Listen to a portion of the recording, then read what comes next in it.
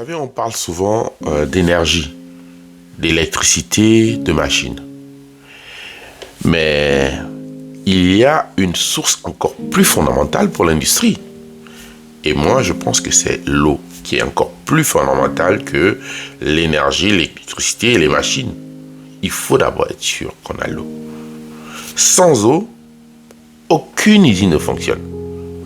En général, si vous voulez faire une usine, il faut d'abord avoir l'assurance que vous allez trouver l'eau là où vous allez poser l'usine. Parce que vous devez avoir du lavage en général pour les usines, du refroidissement, et vous ne pouvez pas faire de production alimentaire sans eau, et vous n'avez pas d'énergie non plus sans eau.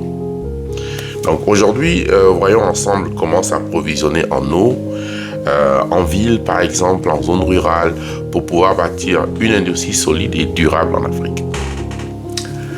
Une fois de plus, bienvenue sur ma chaîne YouTube. Je suis le docteur Gelaz Badinga et je vous partage des contenus pour vous former et vous qualifier sur l'outil industriel. Nous vous qualifions dans 4 domaines industriels qui sont l'eau, l'énergie, le gaz et les transformations et procédés chimiques et industriels. Nous allons faire cette vidéo en 3 parties pour parler de l'eau. Il y a d'abord la partie où il faut savoir où trouver de l'eau, parce que ce n'est pas partout qu'on la trouve souvent. Ensuite, il faut faire un premier traitement, le traitement de l'eau brute. Et en 3e partie, on va parler du traitement de l'eau usée. Commençons par la première partie. Donc, où trouver l'eau?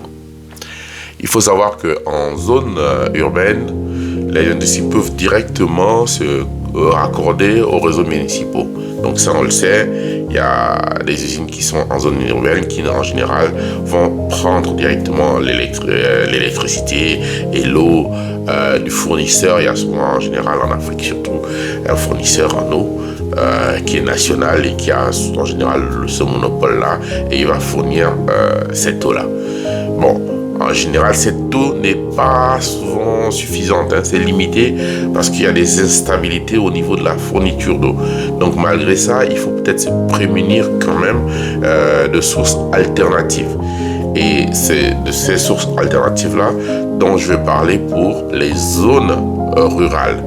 Donc tout ce qui est en ruralité, qui n'ont pas donc accès à ces réseaux de distribution d'eau, ils peuvent passer par exemple par un forage souterrain, donc par des pompes électriques ou solaires. C'est des moyens qu'on met en place comme ça et où on trouve des solutions déjà existantes et pérennes.